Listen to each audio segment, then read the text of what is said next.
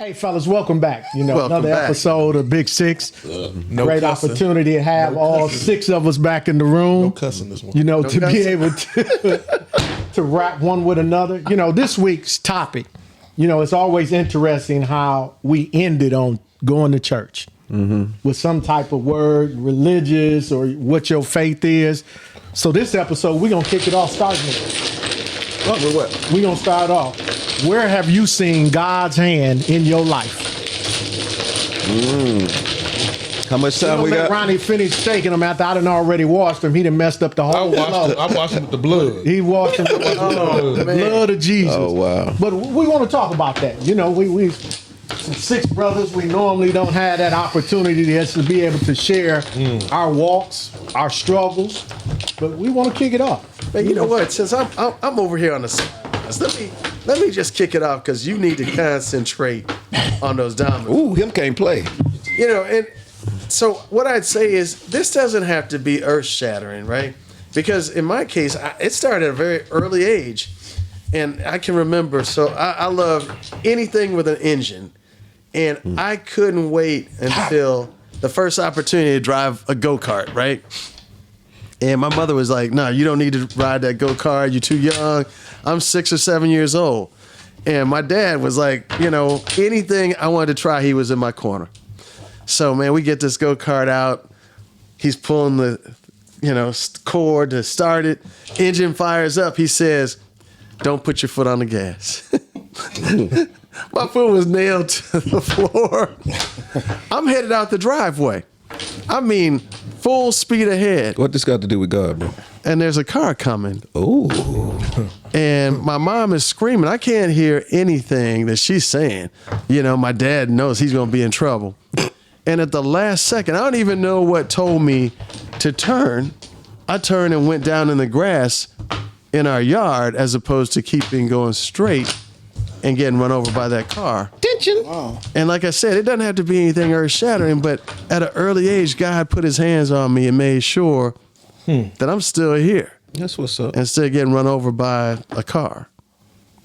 So, I can say without question, where God's played a role over and over. I don't know, G, or... That's my point, right? 'Cause I struggle with it because it's every day, all day. Like, it's hard for me to pinpoint because every day, all day, Yeah.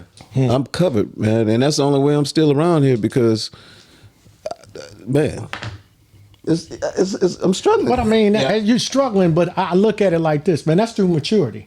Because I guess when you're younger, the fact that you got up and able to put your clothes on or whatever, in your mind in your younger days, you don't see that as God having his hand on you. That's something that you just do. Right. But as you get older and you understand how much more effort it takes to get out of bed, and individuals that are not able to do what you do, then you start to recognize that's because God has put his hand over you. Feel that. So I think it is at a maturation process. I think it is, but I can't remember a time where I don't feel like God didn't have his hand on me. Even at a young age, I knew there were things that happened that I think it's on you.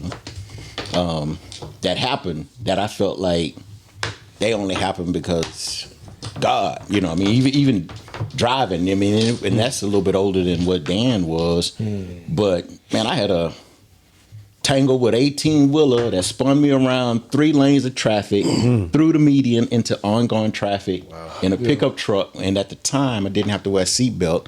And I got out the passenger side door. All I remember saying is when it happened was, "Oh God," like that. And got out the passenger side door, standing there like... And then looking at it afterwards, people were like, "Dang, and all I had was a scratch on my truck from the 18-wheeler. How did I survive that? And I was like, man, it was nothing but God to keep the cars that were going in the direction I was going from hitting me. The cars coming in the opposite direction from hitting me, all of that, man. And Your story is very akin to mine. Akin. I like to say in the beginning, Lil Johnny ain't shit.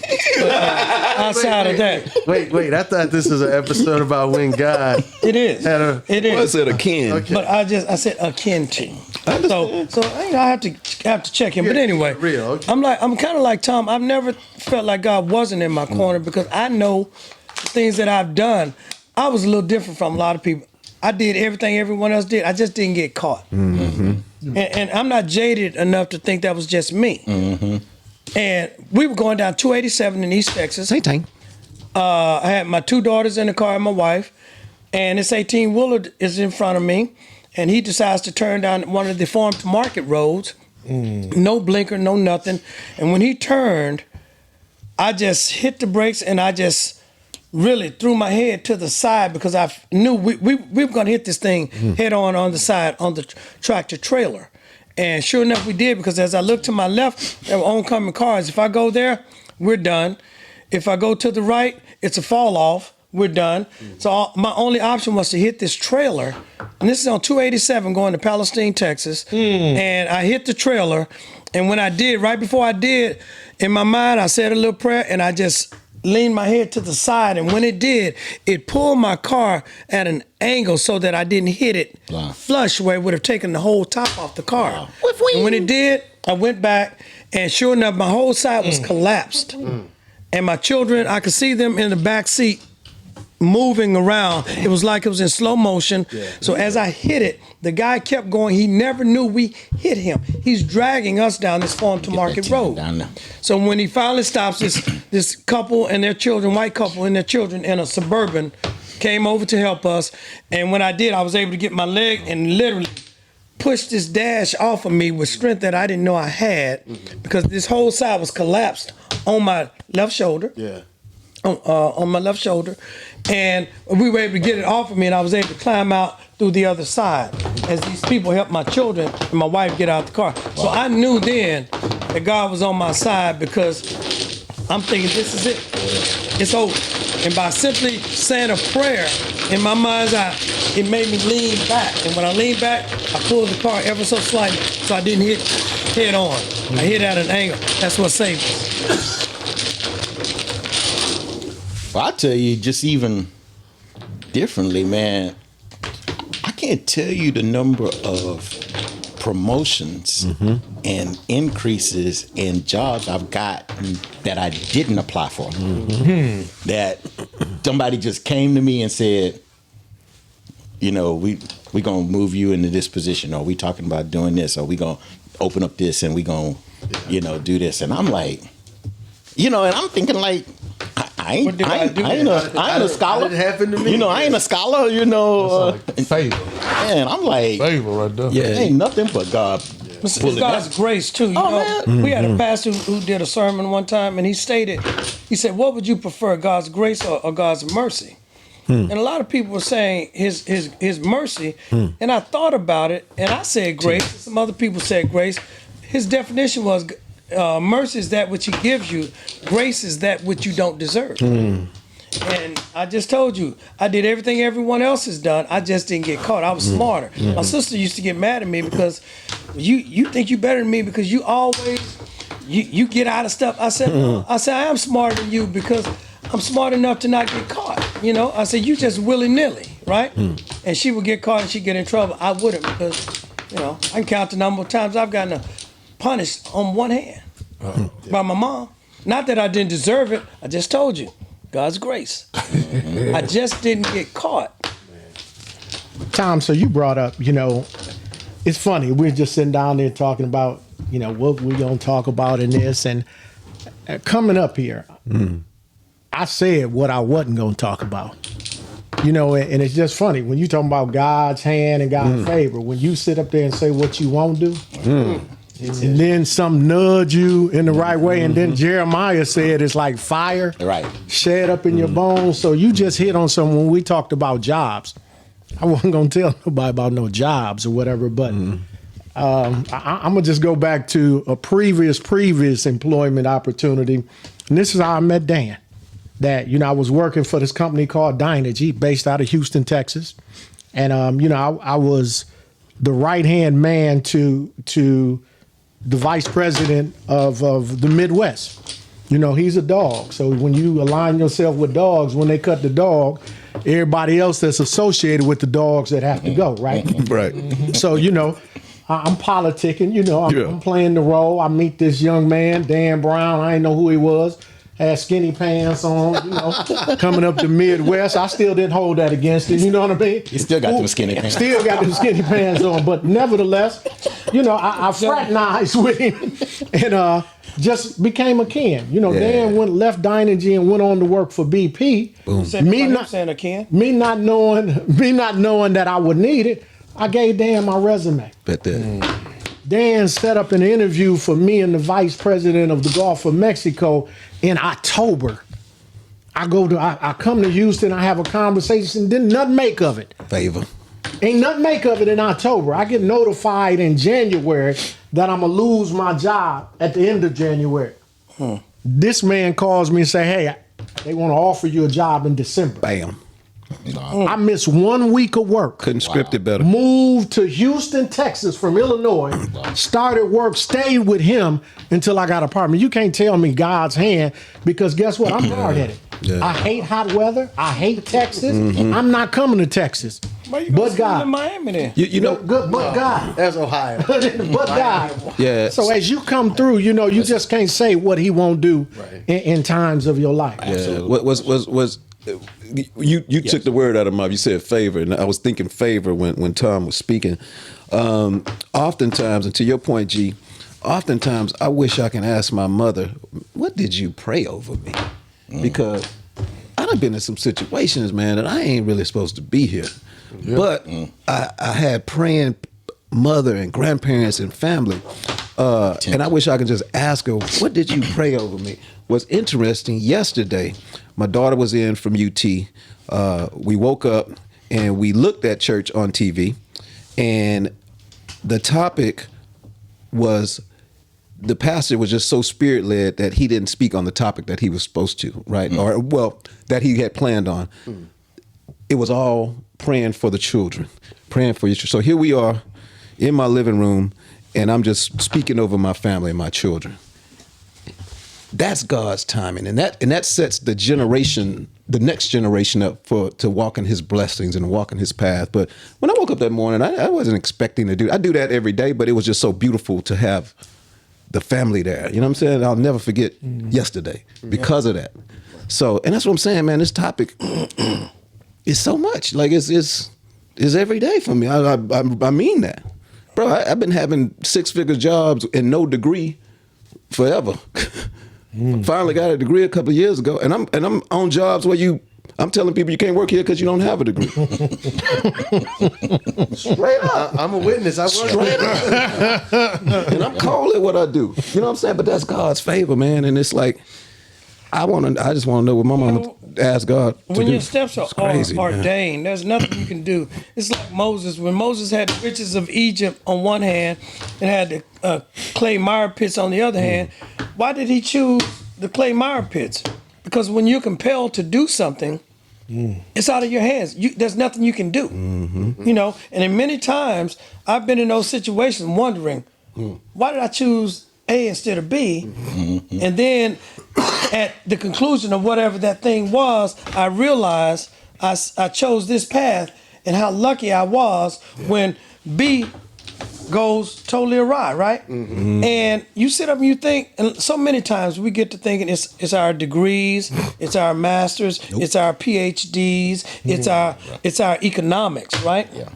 Well, tell me, what can you do when you have an incurable disease where there's heart failure, HIV, and you have all the money, you have a 7-figure job? Yeah. You know what it is? You use your PhD. Pray harder, dummy. That sounds good to me, brother. That's what you use. Pray harder, dummy. Pray harder, You're dummy. absolutely correct. So I just say that a lot of times we get so caught up in the us factor and not really realizing from whence comes your health and your strength. That's the grace part of it, man.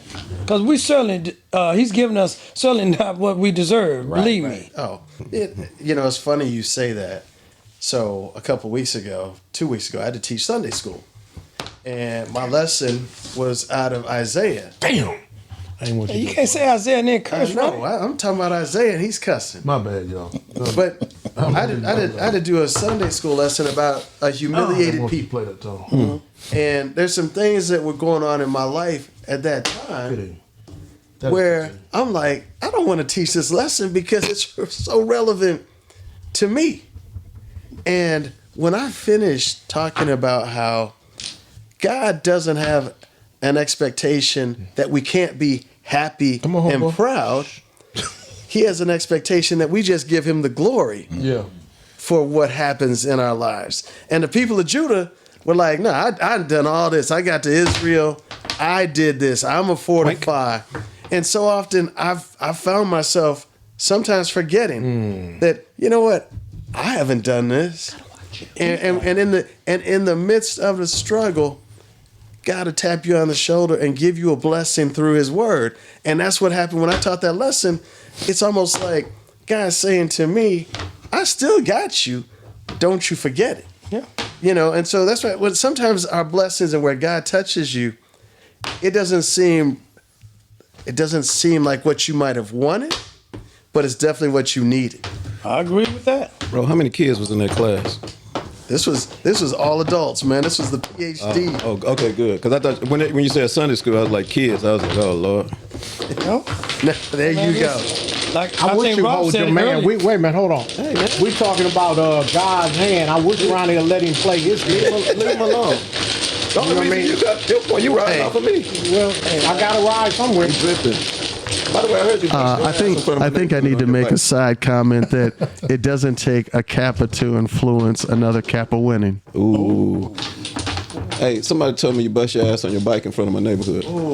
That's a lie. It's the truth. Hey, that brother was coming around the corner, and it could have got again, God's grace. He could have got run smooth over to his pedals and touched the ground. He couldn't clip out.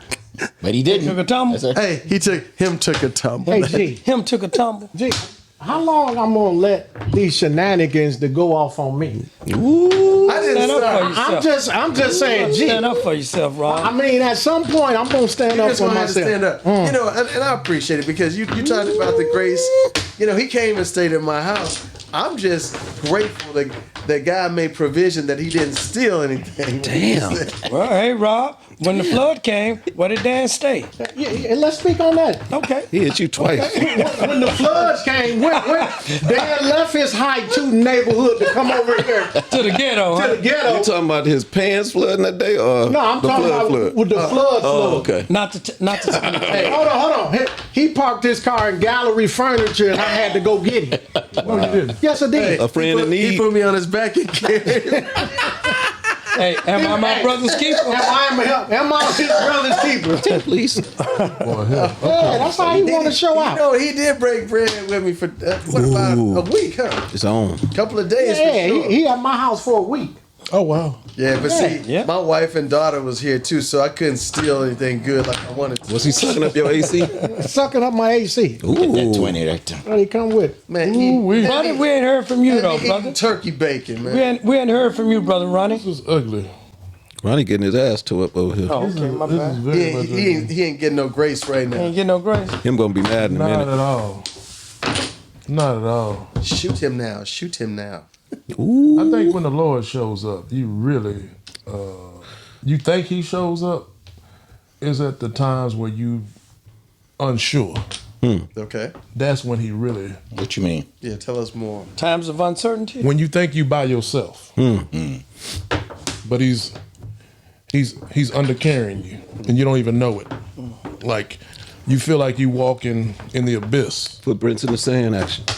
but yet he's the reason why. Bet that. Yeah. And you don't have a clue until you go through it and you look back and you're like, oh my goodness. Feel that?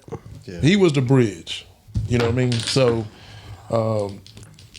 I don't particularly want to go into specifics because of the fact I think for me, what I reflect or what I show or what, let's say, I would want to tarry on would probably 20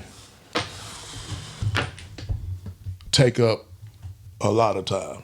You know, I've been in those positions where I've been shot at. we've been in those situations with me and my family where on the way to Atlanta and the car spin like this. Wow. When you talking about Tom kind of hit on the head. And no reason why we didn't get hit. spinning. Yeah. You know, could lost everything I love. Yeah. So when we talk about the hand, Yeah. I don't really need his hand. I just need to be in his presence. You know what I mean? Yeah. Hand is something physical. Presence is Don't touch me. You're in this room. So let me just be in his presence, Feel that. and I'll be okay. He's omnipotent though. It's everywhere, you know. Well, that is too. Because what did Dr. Ray say? He said he's a, how did he put it, Rob? How did he say it? I can't even think of it now. He's omnipotent. He's here. He's already been there. I forgot how. I don't want to mess He's up. already at where he's going. No, he's already been where he's going. Yeah. Yes. Yeah. Where you're going. That Where just he's going. that told me up. He's able to tiptoe and walk flat-footed. Yeah. Hey. Oh yeah. How do you say? Frank yeah. Rayco, Frank brother. Rayco, 15. Yeah. Yeah. So for me, you know, a lot of times people give testimonies for a rah-rah. You know, they looking to, you know, move the masses. That ain't for me. When it hits home, it's somber. It makes you very, very humble. It makes you realize you are nothing. You know what I mean? Yeah. So at that point, that's when I know it resonates with me. When I have to look back and say, "Oh my God, Feel that. there he is," Yeah. or "There he was," or "There he going." Right. You know what I mean? So I think people take for granted what you just said. I've heard that when Madeline Mary O'Hara passed away, who was an atheist, her last words allegedly were, "Oh my God." Well, how do you say words like that when you don't believe in God? But I think that in and of itself is the key. When you say, "Oh my God," well, that's his bat signal. You're calling on him. And he hears you when you say, Yeah. "Oh my God," not "Oh Buddha," God. not "Oh someone else's God," my God. but "Oh my God." Because guess what? Much as every one of you guys love your children, love your spouse and significant others, family members, salvation is an independent, personal thing.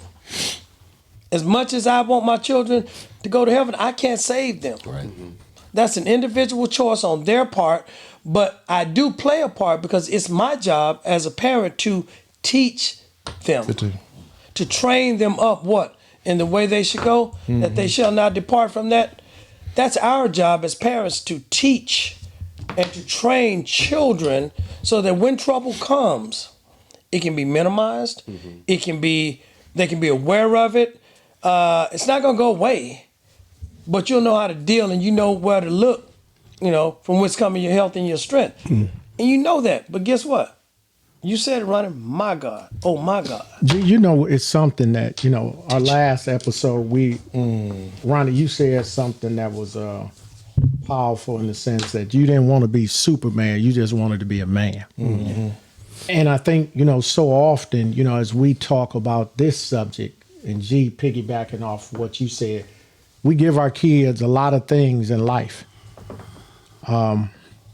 But the best gift that we can give to them is a relationship and understanding where our help come from. You know, and I think that's when we sit here, Make it strong black men, that, you know, we have this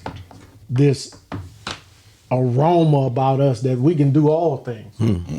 And in some cases, you know, we might bleed at, but we can't do nothing. damn tough. You know, and I think the key to it is, Before you go, before he go 50, got an ace. Yeah, I couldn't and stop. get 5. But I want that feeling, Rob. I want even my grandchildren and my daughters have always thought I was Superman. And I'm like you, Ronnie. I don't want to be Superman. I just want to be Clark Kent. You know, everyday guy. I just want to be a man. Oh, that's it. But I do appreciate that they think enough of me to think I can cure all ills. Okay? Because if they don't come to this man, they'll go to the wrong man. So for me, I find appreciation in they think I can do everything. And I tell them sometimes, hey, I'm not a robot. I have feelings just like you or someone else. No, Papa, you can do anything. The little one always tell me, Papa, you always got my back. That's beautiful. We talked G, about do it. you share who got her back though, or your back? Oh, absolutely, absolutely. Because I tell her, I'm nothing. I can do nothing without His mercy and His grace. So, but she understands though. 10 pin. She looks to me, to who is her father, right? So guess who I look to? Who's my father? Yeah. We are. So I do try to tell them, Rob. That same 10. I do.